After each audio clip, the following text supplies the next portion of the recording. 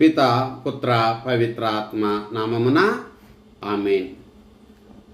మన రక్షకుడైన యేసుక్రీస్తు నామమున మీ అందరికీ శుభములు. క్రీస్తు స్వరం వీక్షకులకు స్వాగతం. యేసు ప్రభు మిమ్ములను మీ కుటుంబాలను చల్లగా దీవించునుగాక. ప్రియ సహోదరి, ప్రియ సహోదరుడా, ఈరోజు తల్లి శ్రీ సభ యేసుక్రీస్తు మోక్షారోహణ మహోత్సవాన్ని కొనియాడుచున్నది. ఈరోజు ప్రభు అయిన దేవుడు బైబిల్ గ్రంథము నుండి మనందరితో 3 దివ్య గ్రంథ పఠనాల ద్వారా మాట్లాడుచున్నాడు.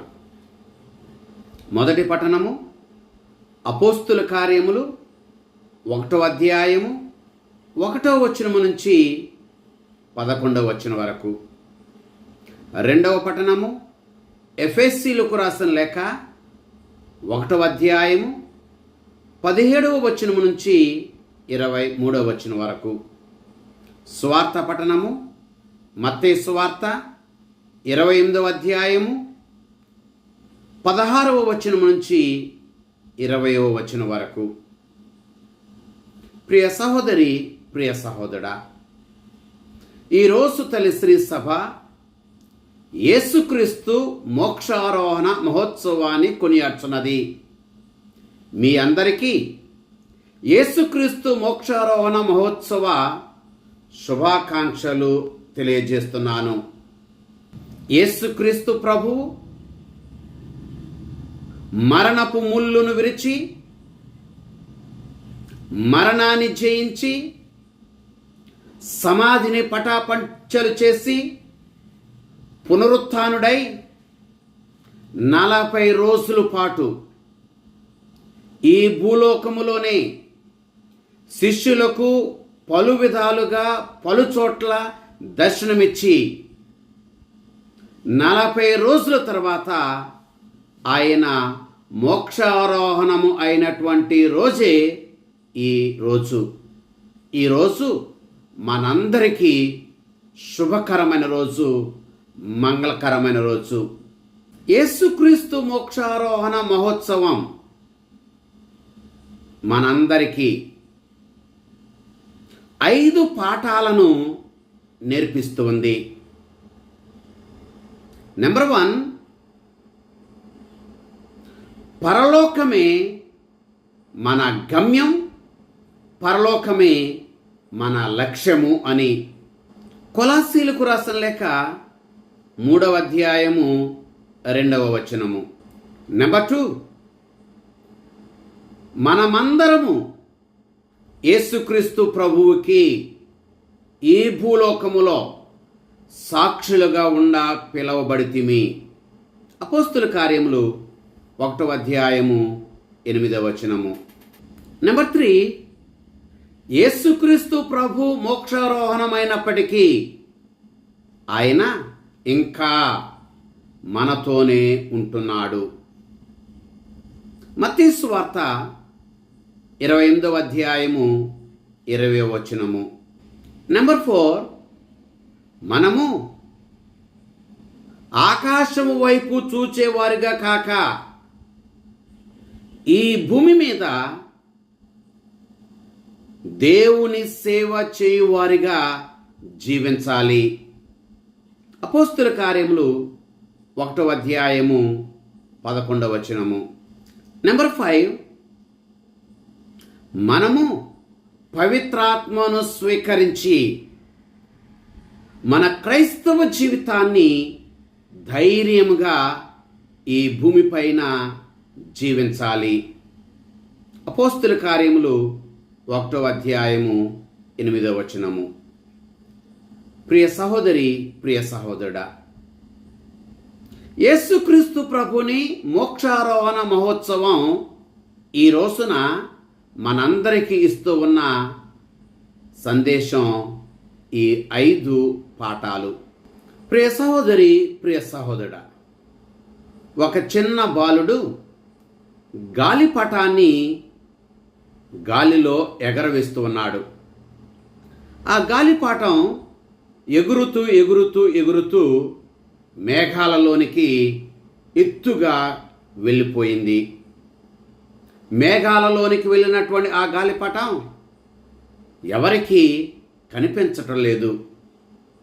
అప్పుడు ఆ బాలునికి ప్రక్కనే ఉన్నటువంటి ఓ పెద్ద మనిషి, బాబు, నీవు ఎగరవేస్తూ ఉన్నటువంటి గాలిపటం కనిపించట్లేదు కదా, మరి ఆ గాలిపటం ఇంకా గాలిలోనే ఆకాశంలోనే ఉంది అని నీకెలా తెలుసు అని అడిగాడు. ఆ చిన్న బాలుడు చిరునవ్వుతో, నేను ఎగరవేస్తూ ఉన్నటువంటి గాలిపటం ఇంకా గాలిలోనే ఆకాశములోనే ఉంది అని అనుభూతి నాకు కలుగుతుంది. ఎందుకంటే ఆ గాలిపటానికి కట్టి ఉన్నటువంటి ఆ దారం, ఆ త్రాడు ఇంకా నా చేతిలో ఎగురుతున్నట్లే అనిపిస్తుంది. అందుకే అది ఇంకా ఆ ఆకాశంలోనే, ఆ మేఘాలలోనే ఉంది అని నా నమ్మకం అని చెప్పాడు. ప్రియ సహోదరి, ప్రియ సహోదరుడా, మన విశ్వాసం కూడా ఇంతే. యేసుక్రీస్తు ప్రభుని మోక్షారోహణం తర్వాత యేసు ప్రభు మన కంటికి భౌతికంగా కనిపించకపోయినప్పటికీ ఆ ప్రభువుతో మనకున్నటువంటి బంధం, ప్రార్థన ద్వారా మనకున్నటువంటి బంధం, విశ్వాసము ద్వారా మనకున్నటువంటి బంధం, వాక్య పఠనము ద్వారా మనకున్నటువంటి బంధం, దివ్య సత్ప్రసాదము ద్వారా మనకున్నటువంటి బంధం, పాప సంకీర్తన ద్వారా మనకున్నటువంటి బంధం, దివ్య బలిపూజ ద్వారా మనకున్నటువంటి బంధం, ఆయన మనతోనే ఉన్నాడు, మనల్ని విడిచిపెట్టలేదు, మనకు దూరముగా లేడు అన్న అనుభూతి మనకి కలుగుతుంది.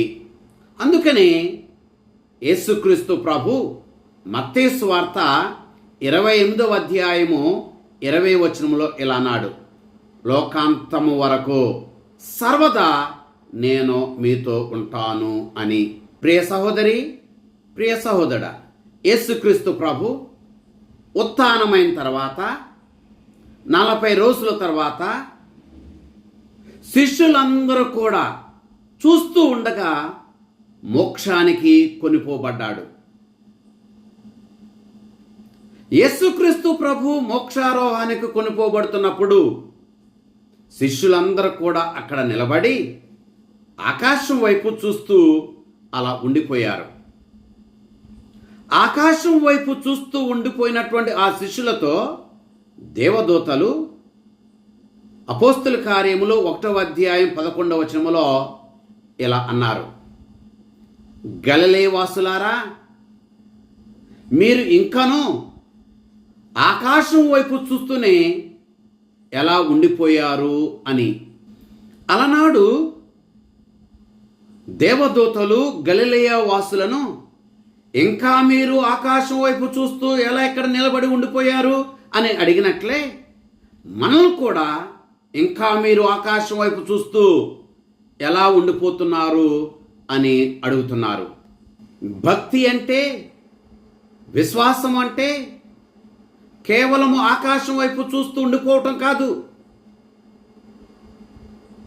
కానీ యేసుక్రీస్తు ప్రభువుని పనిని మనం ఈ భూలోకములో కొనసాగించటం. భక్తి, విశ్వాసము అంటే ఏదో ఆకాశం వైపు చూస్తూ ఉండిపోవటం కాదు. మన మాటల ద్వారా, మన క్రియల ద్వారా, మన జీవితం ద్వారా యేసుక్రీస్తు ప్రభువుకి సాక్ష్యమిస్తూ జీవించటం. అందుకని యేసుక్రీస్తు ప్రభు శిష్యుల్ని మీరు నా ప్రేక్షకులుగా ఉండండి అని అడగలేదు, మీరు నా శ్రోతలుగా ఉండిపోండి అని అడగలేదు, మీరు నా అభిమానులుగా ఉండిపోండి అని అడగలేదు. కానీ తన శిష్యులను యేసు ప్రభు అడిగింది ఇది, మీరు నాకు సాక్షులై ఉండండి అని. ప్రియ సహోదరి, ప్రియ సహోదరా, సాక్షి అంటే ఎవరు? సాక్షి అంటే తాను చూచిన దానిని, తాను వినిన దానిని, తాను అనుభవించిన దానిని నిజముగా, యథార్థముగా చెప్పేవాడే సాక్షి. కనుక క్రైస్తవుడు అంటే ఏదో ప్రార్థనలో పాల్గొనేవాడు మాత్రమే కాదు. క్రైస్తవుడు అంటే ఏదో దేవుని వాక్కును వినేవాడు మాత్రమే కాదు. కానీ క్రైస్తవుడు అంటే తాను విన్న దానిని, తాను చూచిన దానిని, తాను అనుభవించిన దానిని యేసుక్రీస్తు గూర్చి తెలియనటువంటి వారికి చెప్పేవాడే క్రైస్తవుడు. సాక్ష్యమిచ్చేవాడే క్రైస్తవుడు. అందుకనే ప్రభు అపోస్తల కార్యములు 1వ అధ్యాయము 8వ వచనములో ఇలా అంటున్నాడు, మీ మీదికి పవిత్రాత్మ దేవుడు దిగి వచ్చినప్పుడు మీరు నాకు సాక్షులై ఉందురు అని. ప్రియ సహోదరి, ప్రియ సహోదరా, ప్రస్తుత ప్రపంచములో మనం క్రీస్తుకు సాక్షులుగా ఎలా జీవించగలమో అన్న విషయాన్ని 5 విషయాల ద్వారా మనం తెలుసుకుందాం. నెంబర్ 1, నిజాయితీగా జీవించటం. ప్రియ సహోదరి, ప్రియ సహోదరుడా, క్రైస్తవుడుగా ఈ లోకములో మనము నిజాయితీగా జీవించడం ద్వారా క్రీస్తుకి సాక్షులం అవ్వగలం. నేటి ప్రపంచాన్ని చూస్తే అన్నీ అబద్ధాలే. నేటి ప్రపంచాన్ని చూస్తే అంతా మోసమే. నేటి ప్రపంచాన్ని చూస్తే అంతా బూటకమే. నేటి ప్రపంచాన్ని చూస్తే అంతా నటనే. నేటి ప్రపంచాన్ని చూస్తే ద్వంద్వ జీవితమే. ఇటువంటి ప్రపంచంలో క్రైస్తవుడు యథార్థంగా, నిజాయితీగా జీవించడం ద్వారా క్రీస్తుకి సాక్షిగా జీవించగలడు. అందుకే ప్రభు సామెతల గ్రంథము 12వ అధ్యాయము 22వ వచనములో ఇలా అంటున్నాడు, అబద్ధములాడు నరుణ్ణి దేవుడు అసహించుకొనును, సత్యమును మాట్లాడు నరుణ్ణి దేవుడు చల్లగా చూచును అని. సామెతల గ్రంథము 21వ అధ్యాయము 3వ వచనము, మీకా గ్రంథము 6వ అధ్యాయము 8వ వచనము, రోమీలకు రాసిన లేఖ 12వ అధ్యాయము 17వ వచనము ఈ సత్యాన్ని మనకి తెలియచేస్తున్నాయి. ప్రియ సహోదరి, ప్రియ సహోదరుడా, నిజాయితీగా జీవించటం అంటే ఏమిటో అన్న విషయాన్ని చిన్న ఉదాహరణ ద్వారా మనం ధ్యానం చేద్దాం. పరీక్షలలో కాపీ కొట్టమని తోటి విద్యార్థులు ఎంత ఒత్తిడి చేసినా, తోటి విద్యార్థులు ఎంతగా ప్రేరేపించినా, కాపీ కొట్టడానికి ఎంత చక్కటి అవకాశము చిక్కినా కాపీ కొట్టకుండా తనకు తెలిసిన దానిని పరీక్షగా రాసేవాడే క్రీస్తుకి సాక్షిగా జీవించువాడు. ఇలా ప్రియ సహోదరి, ప్రియ సహోదరా, మన నిజాయితీ ద్వారా, యథార్థవంతమైన జీవితం ద్వారా యేసుక్రీస్తు ప్రభు మన జీవితంలో ఇతరులకు కనిపిస్తాడు. నెంబర్ 2, ఇతరులను ప్రేమించటం, ఇతరులను క్షమించటం. ప్రియ సహోదరి, ప్రియ సహోదరుడా, ఒక క్రైస్తవుడిగా మనం ఇతరులను ప్రేమించడం ద్వారా, ఇతరులను క్షమించడం ద్వారా క్రీస్తుకి మనం సాక్షులుగా ఈ భూలోకములో జీవించగలుగుతాము. లూకా సువార్త 6వ అధ్యాయము 27వ వచనములో ప్రభు ఇలా అంటున్నాడు,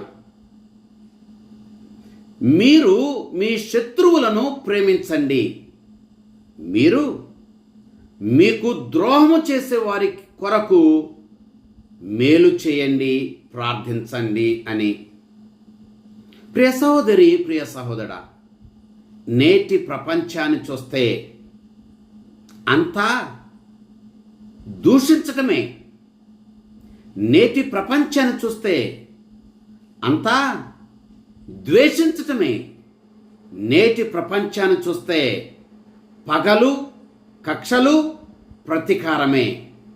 ఇటువంటి ప్రపంచములో మనము ఇతరులను ప్రేమించడం ద్వారా, ఇతరులను క్షమించడం ద్వారా మనము క్రీస్తుకి సాక్షులుగా జీవిస్తాం.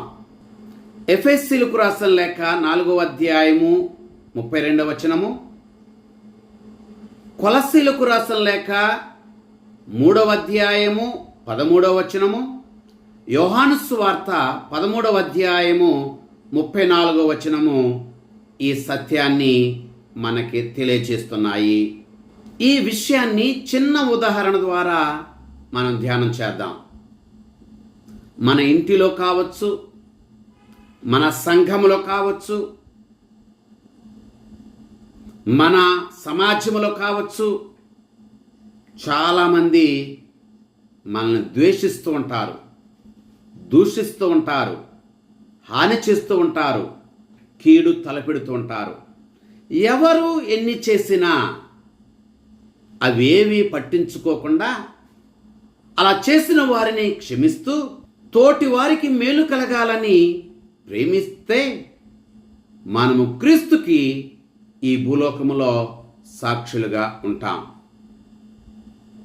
ప్రేమించే మన హృదయం, క్షమించే మన మనస్సు ఈ లోకానికి యేసు ప్రభుని చూపిస్తుంది. నెంబర్ 3, పేదలకు, బాధలలో ఉన్న వారికి సహాయం చేయటం.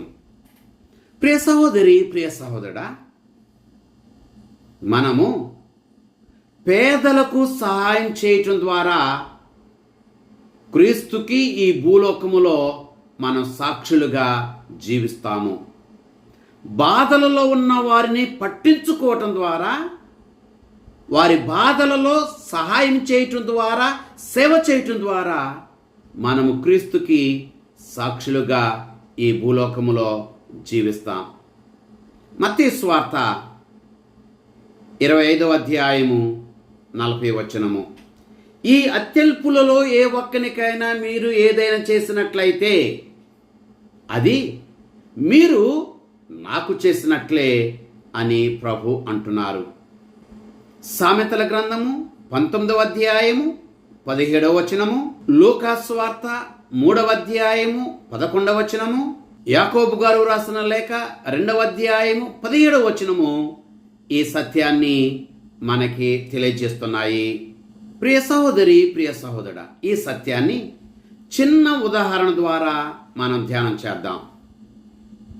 పేదలకు సహాయం చేయటం, ఆకలిగొన్న వారికి అన్నం పెట్టడం, రోగులను పరామర్శించటం, దిక్కు మొక్కు లేని వారికి వస్త్రాలు ఇవ్వటం, పేద విద్యార్థులకు చదువు నిమిత్తమై సహాయం చేయటం, వీటి ద్వారా మనము క్రీస్తుకు సాక్షులుగా జీవించగలం.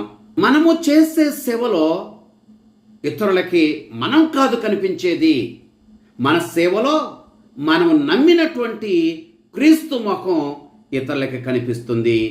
ఈ రీతిగా మనము క్రీస్తుకి సాక్షులుగా జీవించగలం. నెంబర్ 4, మన మాటలలో, సోషల్ మీడియాలో పవిత్రతను చూపించటం. ప్రియ సహోదరి, ప్రియ సహోదరుడా, మన హృదయం నుండి వచ్చే మాటలు మన పెదాల నుండి బయటకు వస్తున్నాయి. ఆ పెదాల నుండి వచ్చేటువంటి మాటలు పవిత్రముగా ఉంటే మనము క్రీస్తుకి సాక్షులుగా ఈ భూలోకంలో జీవించగలుగుతున్నాం. మనం వినియోగించే సోషల్ మీడియా ద్వారా చెడును కాక మంచిని వ్యాపింపచేయటం ద్వారా మనం ఆ పవిత్రమైన జీవితం జీవించడం ద్వారా క్రీస్తుకి సాక్షులుగా జీవించగలుగుతున్నాము. అందుకనే ప్రభు అయిన దేవుడు ఎఫెసీయులకు రాసిన లేఖ 4వ అధ్యాయం 29వ వచనములో ఇలా అంటున్నాడు, మీ నోటి నుండి వచ్చే మాటలు చెడ్డ మాటలు కాకూడదు. మీ నోటి నుండి వచ్చే మాటలు పవిత్రమైన మాటలై ఇతరులకు మేలుకరమైన మాటలై ఉండాలి అని అంటున్నారు.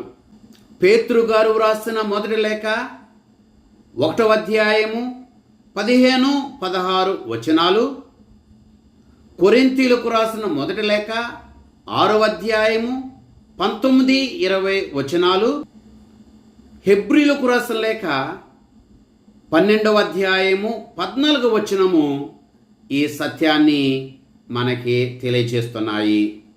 ఈ సత్యాన్ని మనం చిన్న ఉదాహరణ ద్వారా ధ్యానం చేద్దాం. మనము ఎవరి గూర్చి గుసగుసలాడకూడదు, ఎవరి గూర్చి కూడా చెడుగా ప్రచారం చేయకూడదు. ఒకరికి ఉన్న మంచి పేరును మనం చెడగొట్టకూడదు. మనం మాట్లాడే మాటలు ప్రోత్సాహకరమైనటువంటి మాటలై ఉండాలి. మన నోటి నుండి వచ్చే మాటలు ఇతరులకు మేలుకరమైనటువంటి మాటలై ఉండాలి. మనము ప్రచారం చేసేటువంటి వాక్కులు బైబిలు మాటలై ఉండాలి. అప్పుడు మనం క్రీస్తుకి ఈ భూలోకంలో సాక్షులుగా జీవించగలుగుతాం. నెంబర్ 5, మన కష్టాలలో కూడా మన విశ్వాసమునందు స్థిరముగా నిలబడటం. ప్రియ సహోదరి, ప్రియ సహోదరుడా, మన కష్టాలలో కూడా విశ్వాసాన్ని కోల్పోకుండా మనం నమ్మినటువంటి దేవుని యందు మనకు కలిగినటువంటి విశ్వాసములో పటిష్టముగా బలముగా నిలబడి జీవించడం వలన మనము క్రీస్తుకి సాక్షులుగా ఈ భూలోకములో జీవించగలుగుతాము. మన విశ్వాసం గూర్చి, మన భక్తి గూర్చి, మన ఉపవాసాల గూర్చి, మన ఆచారాల గూర్చి, మన జీవిత విధానం గూర్చి ఎవరు ఎన్ని మాట్లాడినా, విమర్శించినా, గేలి చేసినా, అవహేళన చేసినా మనం మన విశ్వాసములో వెనుకంజ వేయకూడదు, అధైర్యపడకూడదు. ధైర్యంగా మన విశ్వాసములో పటిష్టంగా ముందుకు సాగాలి. అందుకనే అపోస్తులు ఇలా అంటున్నారు. అపోస్తుల కార్యములు 5వ అధ్యాయము 29వ వచనము, మేము మనుషులకు కాక దేవునికి విధేయులం కావాలి అని. సామెతల గ్రంథము 3వ అధ్యాయము 5, 6 వచనములు, యెషయా గ్రంథము 41వ అధ్యాయము 10వ వచనము, లూకాసు వార్త 1వ అధ్యాయము 37వ వచనము ఈ సత్యాన్ని మనకు తెలియజేస్తున్నాయి. ఈ సత్యాన్ని చిన్న ఉదాహరణ ద్వారా మనం ధ్యానం చేద్దాం. మన స్నేహితులు, మన పొరుగువారు, మన ఇంటివారు మన ప్రార్థన విషయములో ఎంత గేలి చేసినా ప్రార్థన మానకుండా, ఆదివారము దినమున ఎన్ని పనులున్నా పనులన్నీ కూడా ప్రక్కన పెట్టి దేవుని సన్నిధికి వచ్చి దేవుని ఆరాధించడం వలన ఈ లోకము ఎంతగా చెడిపోయినా మనము మన క్రైస్తవ విలువలను విడిచిపెట్టకుండా జీవించడం ద్వారా మనం క్రీస్తుకి సాక్షులుగా జీవించగలుగుతాము. ప్రియ సహోదరి, ప్రియ సహోదరుడా, బైబిల్ గ్రంథంలో క్రీస్తుకి సాక్షులుగా జీవించి వేద సాక్షులుగా మరణించినటువంటి 6 భక్తుల జీవితాల నుంచి కొన్ని పాఠాలను నేర్చుకుని దానిని మన జీవితానికి అన్వయించుకుందాం. నెంబర్ 1, పునీత స్తేఫాను. పునీత స్తేఫాను మొదటి వేద సాక్షి. పునీత స్తేఫాను క్రీస్తు కొరకు సాక్ష్యమిస్తూ తన రక్తాన్ని చిందించాడు, ప్రాణాన్ని అర్పించాడు. కనుక ఈ పునీత స్తేఫాను గారు మనకు నేర్పించే పాఠము ఇది. మనము మనల్ని హింసించే వారి కొరకు ప్రార్థన చేయాలి, క్షమించాలి. మన కష్టాలలో మన విశ్వాసమునందు స్థిరముగా నిలబడాలి. అపోస్తుల కార్యములు 7వ అధ్యాయము 60వ వచనము. నెంబర్ 2, యాకోబు. అపోస్తుల కార్యములు 12వ అధ్యాయము 1-2 వచనములు. పునీత యాకోబు క్రీస్తు కొరకు సాక్షిగా జీవించడం వలన తన రక్తాన్ని చిందించాడు, ప్రాణాన్ని అర్పించాడు. హేరోదు అతనిని ఖడ్గము చేత చంపాడు. ఈరోజు పునీత యాకోబు గారి నుండి మనం నేర్చుకోవాల్సిన పాఠం ఇది. దేవుని మార్గములో నడవటం అంటే అంత సులువు కాదు.